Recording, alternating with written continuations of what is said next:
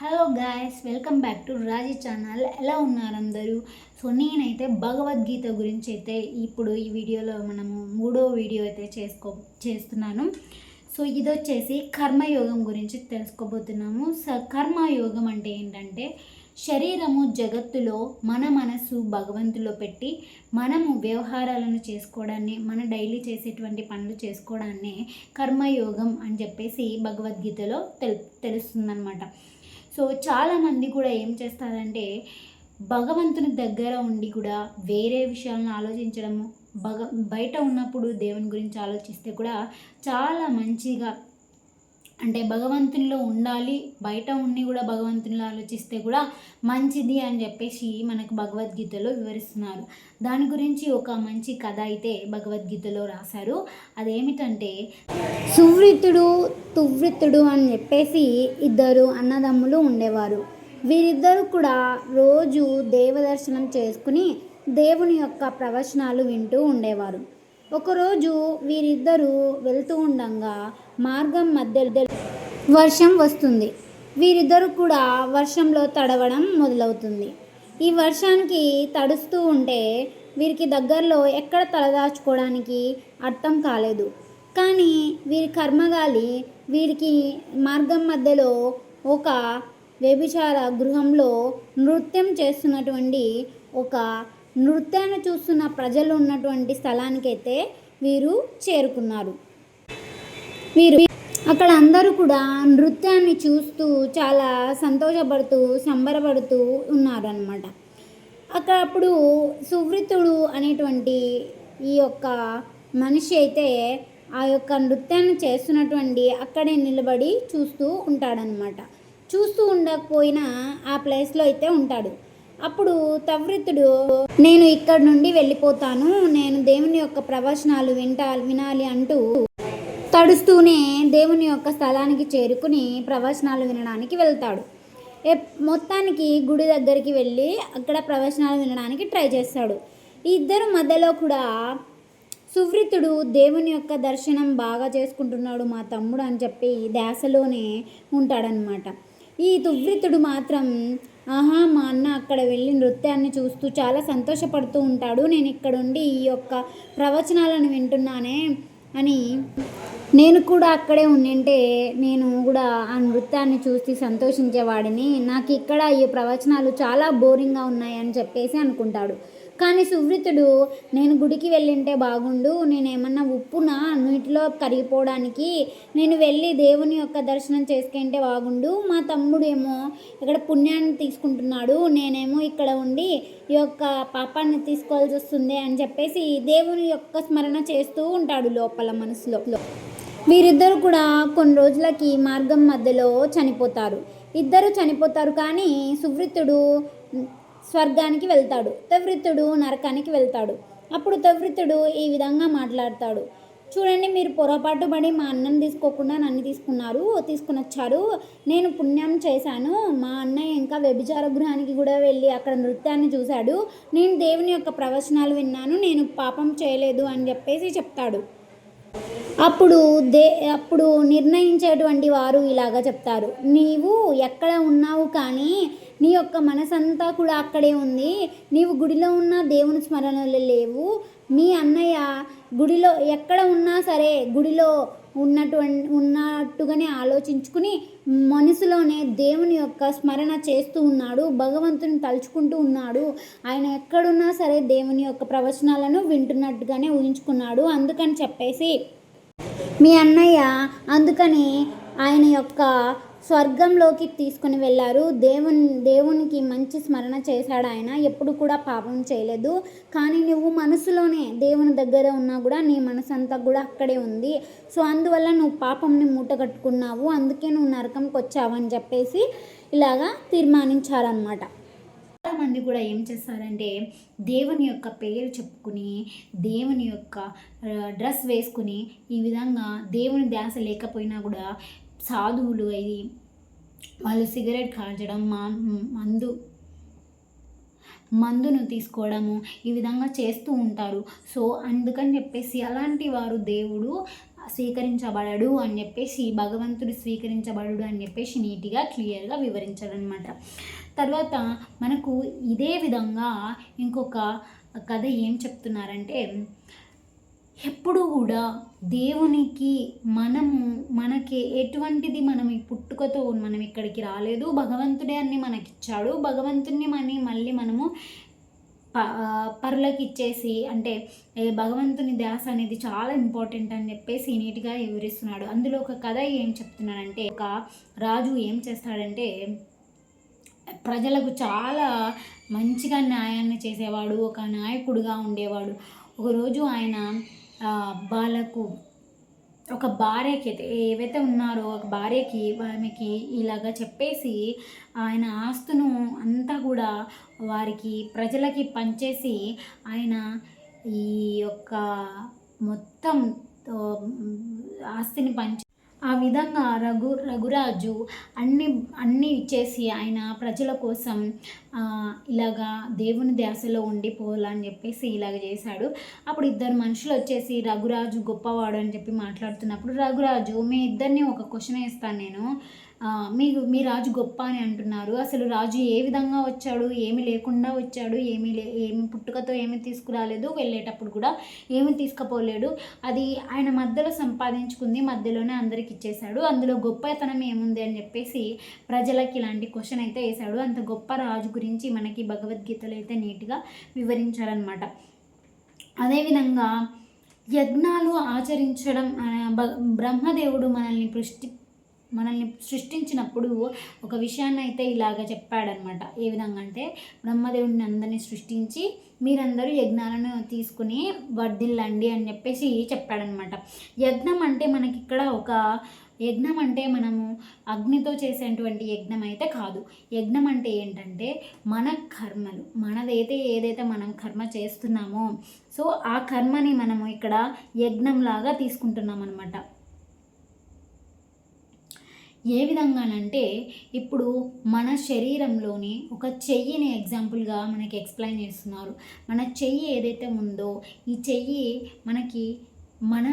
మనం ఈ చెయ్యి ఏ విధంగా అయితే మనకి హెల్ప్ చేస్తుంది, మనకి ఏం కావాలంటే అది ఇస్తుంది. మరి ఇదే చెయ్యిని మనము అన్నం పెడుతున్నాము. సో మనం తీసుకునేటువంటి ఆహారం ద్వారానే మనకి చెయ్యి పనిచేస్తుంది. మరి ఎప్పుడైతే ఈ చెయ్యి నేను ఎందుకు పనిచేయాలి నీకు ఈ శరీరానికి అని చెప్పేసి ఎప్పుడైతే పక్కకి వెళ్ళిపోతుందో అప్పుడు ఈ చెయ్యికి ఎటువంటి పని చేయలేదు, ఈ చెయ్యికి ఎటువంటి బ్లడ్ సరఫరా ఉండదు, ఏమి ఉండదు. సో ఆ విధంగానే భగవంతుడు మనల్ని సృష్టించాడు, మనం అందులో ఒక అనువంత. ఈ అనువంతలో మనం దేవుని చెప్పినటువంటి దేవునికి ఫాలో అవ్వాలి, భగవంతుని ఫాలో అవ్వాలని చెప్పేసి మనకి చెప్తున్నాడు. యజ్ఞం అంటే భగవంతునికి ఇక్కడ మనం సమర్పించేటువంటి కర్మ విధులు. దేవతలు భౌతిక బ్రహ్మాండంలోనే నివసిస్తారనమాట. అసలు దేవతలు అంటే ఎవరు అని చెప్పేసి క్వశ్చన్ వస్తాయి. దేవతలు కూడా భగవంతునిచే నిర్మించబడినటువంటి వాళ్ళు అనమాట. అంటే భగవంతుడు మనల్ని సృష్టించిన తర్వాత మన విధులను ఎలాగ చేసుకోవాలంటే ఎలాగ చూసుకోవాలా, ఎలా చేయాలని చెప్పేసి మళ్ళీ దేవతలను సృష్టించాడు. సో ఈ దేవతలు కూడా ఎక్కడి నుంచి వస్తుందంటే దేవతలు కూడా ఎన్నుకోబడిన వారే అన్నమాట. సో ఎలాగైతే మనకిప్పుడు పెద్ద ఒక సీఎం నుంచి ఎవరైతే మంత్రులు ఉన్నారో సపరేట్గా ఇక్కడ రాష్ట్రానికి స్టేట్కి సంబంధించి ఎలాగైతే డివైడ్ చేశారో ఆ విధంగా భగవంతుడు కూడా దేవతలను తీసుకుని వచ్చాడనమాట. సో ఈ దేవతలకి మనం ప్రీతిగా చేయాలి. మనం ఏదైతే పనులు చేస్తామో ప్రీతిగా భగవంతునికి దేవతలకి, అప్పుడు వాళ్ళు ప్రీతి చెందుతారు. వాళ్ళు ప్రీతి చెందినప్పుడు మనము వారి నుంచి మనం దేవునికి భగవంతునికి చేసినట్టే అర్థము. సో మరి ఈ దేవతలకు మనం ఏం చెప్పుకుంటున్నామంటే వాయుదేవుడు, ఇంద్రుడు, అగ్నిదేవుడు, ఈ విధంగా మనము ఈ దేవుళ్ళకి సంబంధించి వీళ్ళందరినీ కూడా మనం దేవతలు అని చెప్తున్నాము. ఎప్పుడైతే మనం ఈ దేవతలకి మనం ప్రీతి చేస్తామో, ప్రీతి కలిగిస్తామో, ఆ ప్రీతిని కలిగించిన తర్వాత ఈ దేవతలకి ఎప్పుడైతే సంతోషపడతారో మనం చేసే కర్మలకి, అప్పుడు మనము డైరెక్ట్గా భగవంతునికి చేసినట్టే లెక్క. మరి ఎందుకు భగవంతునికి డైరెక్ట్ చేసినట్టు లెక్క అంటే దాని అర్థం ఏంటంటే అంటే మనము భగవద్గీతలో ఒక ఎగ్జాంపుల్ ఏమిటంటే ఒక చెట్టుకు మనం నీళ్లు పోసినప్పుడు చెట్టుకు మనం నీరు ఎక్కడ పోస్తాము? వేరు దగ్గర పోస్తాము. మరి వేరు దగ్గర నీళ్ళు పోసినప్పుడు మనకి పువ్వులు ఎలా పూస్తున్నాయి, ఆకులు ఎలా వస్తున్నాయి?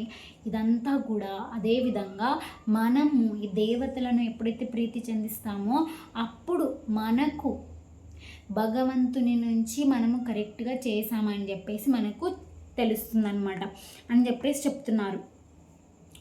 తర్వాత మనం ఈ భగవంతుణ్ణి మనము డైరెక్ట్గా పూజించలేము. సో ఇప్పుడు మనము శ్రీ మహావిష్ణువుని పూజిస్తే డైరెక్ట్గా దేవతలందరినీ కూడా ప్రీతి కలిగించినట్టే, దేవతల్ని పూజించినట్టే అని మనకి భగవద్గీతలో చెప్తున్నారు. ఎందుకు శ్రీ మహావిష్ణువుని మనం మహావిష్ణువుని పూజిస్తే ఎందుకు దేవతలకు పూజించినట్టు అంటే దేవతలకు శక్తిని ఇచ్చేది కూడా శ్రీ మహావిష్ణువే అని చెప్పేసి మనకు ఇందులో వివరిస్తున్నారనమాట. సో ఇక్కడ ఏం చెప్తున్నారంటే స్కంద పురాణంలో ఏం చెప్తున్నారంటే అర్చితే దేవా దేవైర శంఖచక్ర గదాధరే అర్చిత సర్వదేవ శిరౌ యత సర్వగతో హరిం అంటే శ్రీ మహావిష్ణువే చాలా వాళ్ళ దేవతలందరికీ శక్తులను ఇచ్చేది. శ్రీ మహావిష్ణువుని పూజిస్తే మనము ఆ దేవతలకు కూడా ప్రీతి చేసినట్టే అని చెప్పేసి మనకు చెప్తున్నాడనమాట. సో ఇంకదే విధంగా మనకు శ్రీకృష్ణుడు ఏం చెప్తున్నాడంటే ఈ ప్రపంచంలో మనము భూమి మీద ఉన్నాము. మరి భూమి మీద మనం ఉండడానికి భూమి, గాలి, మనం గాలిని వాడుకుంటున్నాం, భూమిని వాడుకుంటున్నాము, వాయువుని వాడుకుంటున్నాం, తర్వాత వచ్చేసి మనము అగ్నిని వాడుకుంటున్నాము, ఈ యొక్క గాలిని అన్నిటిని కూడా వాడుకుంటున్నాము. ఇవన్నీ కూడా మనకి ఎవరిచ్చారంటే దేవుడి యొక్క కానుక అనమాట. ఈ కానుకను మనం ఈ కానుకలను తీసుకున్నాం కాబట్టి దేవునికి, భగవంతునికి మనము ఇంత మంచిగా సేవ చేసుకోవాలని చెప్పేసి శ్రీకృష్ణుడు చెప్తున్నాడనమాట. సో ఈశ్వర సేవ చాలా ఇంపార్టెంట్. ఈశ్వరుడికి సేవ చేసుకోవాలి, ఎందుకంటే ఇవన్నీ కానుక మనకి దేవుడిచ్చినట్టే అని చెప్పేసి శ్రీకృష్ణుడు చెప్తున్నాడు అనమాట. సో శ్రీకృష్ణుడు ఎవరైతే ఈ విధంగా చేయలేదో, సేవ చేయకుండా వాళ్ళ స్వార్థం కోసం, వాళ్ళ బాహ్య ఆనందం కోసం, బాహ్య శరీర ఆనందం కోసం ఎవరైతే చేస్తారో వారిని ఏం చెప్తున్నాడంటే వారు దొంగలు, వారు దోషులు అని చెప్పేసి చెప్తున్నాడు అనమాట. ఎందుకు వారు దోషులు అని అంటే ఎప్పుడైతే ఒక మనిషి ఇంకొక మనిషి యొక్క గృహంలో ఉండి నివసిస్తూ వారి యొక్క రూమ్ని వాడుకుని, వారి యొక్క హౌస్ని వాడుకుని ఎప్పుడైతే ఉంటారో ఆ ఇంటికి అద్దె కట్టకుండా వారు దోషులే, చట్టం దృష్టిలో వారు దోషులే అని చెప్తున్నాడు. అదేవిధంగా భగవంతుని కానుకలను అందుకుని భగవంతుని సృష్టిలో మనం ఉండి ఆయనకి మనం ఏమంటే సేవ చేయకపోతే అప్పుడు మనము దోషులమే అని చెప్పేసి శ్రీకృష్ణుడు మనకి వివరిస్తున్నాడు. అదేవిధంగా ఇక్కడ మహారాజులు కానీ ఎవరైతే ఉన్నారో వీళ్ళందరూ కూడా ఏమిటి రాజు అంటే ఏమిటి అని చెప్పేసి క్వశ్చన్ అడుగుతున్నారు. రాజు అంటే ఏమిటంటే రాజు కేవలం ప్రజలకు సేవ చేయడానికి ఉన్నటువంటి మనిషి మాత్రమే అని చెప్పి భగవద్గీతలో ఎక్స్ప్లెయిన్ చేస్తున్నారు. ఎలాగంటే రాజు నిన్ను చూసి కొన్ని నేర్చుకోవాలి, రాజు నువ్వు మంచి చేయాలి అని చెప్పేసి చెప్తున్నాను అనమాట.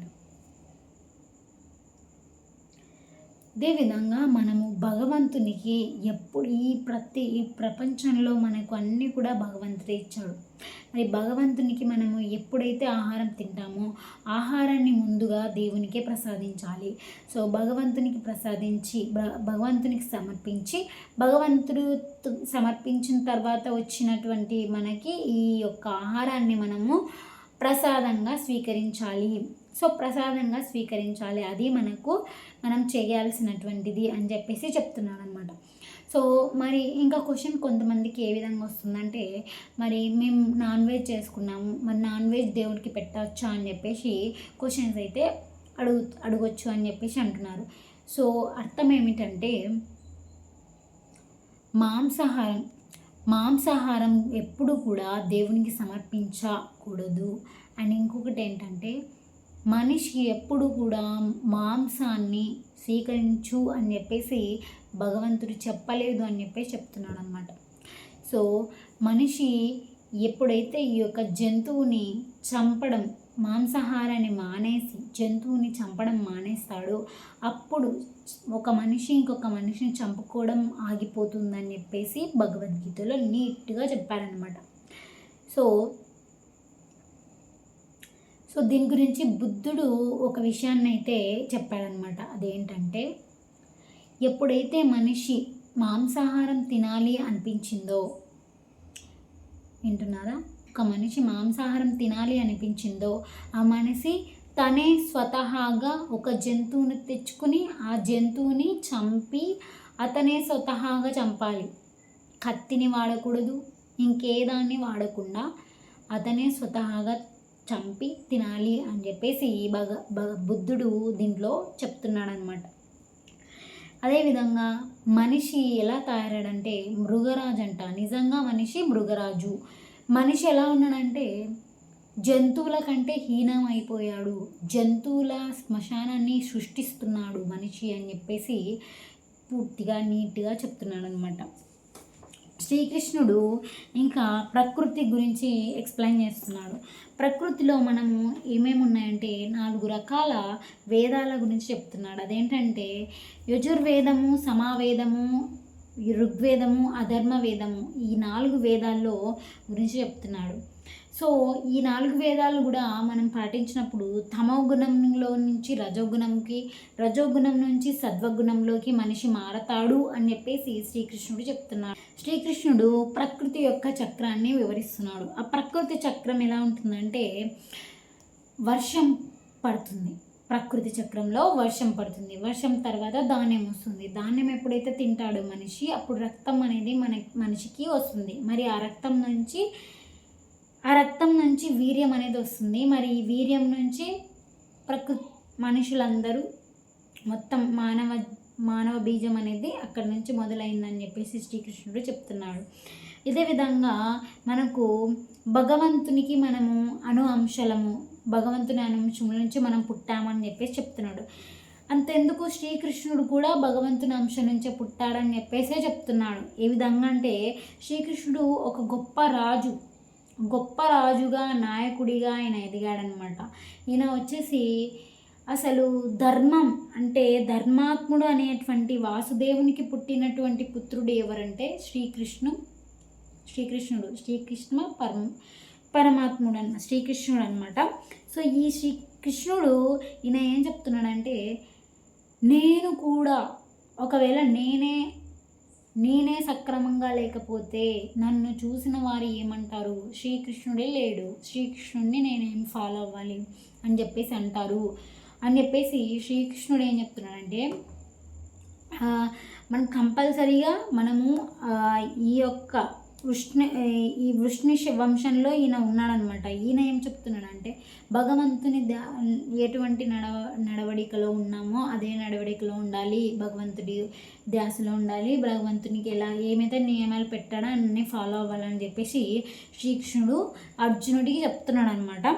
తర్వాత మనకి ఇంకా గొప్పగా చాలా అద్భుతంగా ఇంకోటి వివరించారు. అదేంటంటే సహజంగా జరిగే క్రియలు అలాగనే మన ప్రత్యమ్నాయంగా జరిగే క్రియలు అనేవి ఉన్నాయంట. కొన్ని సహజంగా జరిగే క్రియలు ఏమిటంటే మన గుండె కొట్టుకోవడం, మన గుండె కొట్టుకోవడము, మన ఆలోచనలు, సో జీర్ణక్రియ, ఇవన్నీ కూడా సహజంగా జరుగుతూ ఉంటాయంట. దీన్ని మనము ఏమీ వాంటెడ్లీ మనం చేయడం లేదు. కానీ మన పూర్వకంగా చేసేటివి ఏంటి అంటే అవి నిద్రపోవడం, నడవటం, మాట్లాడడం, ఇవన్నీ కూడా మనం నుంచి చేసేటువంటి క్రియలు. సో ఈ 2 క్రియల్ని కూడా ఏం చెప్తున్నాడంటే మనసు, శరీరం, ఈ 2 వ్యవస్థలు, ఈ 2 వ్యవస్థ నుంచి వస్తాయన్నమాట. సో సత్వ, రజో, తపస్సులో కూడినటువంటి త్రిగుణాత్మకమైన కూడా ప్రకృతి యొక్క భౌతిక శక్తితోనే తయారు చేయబడ్డాయంట. ఏంటివి?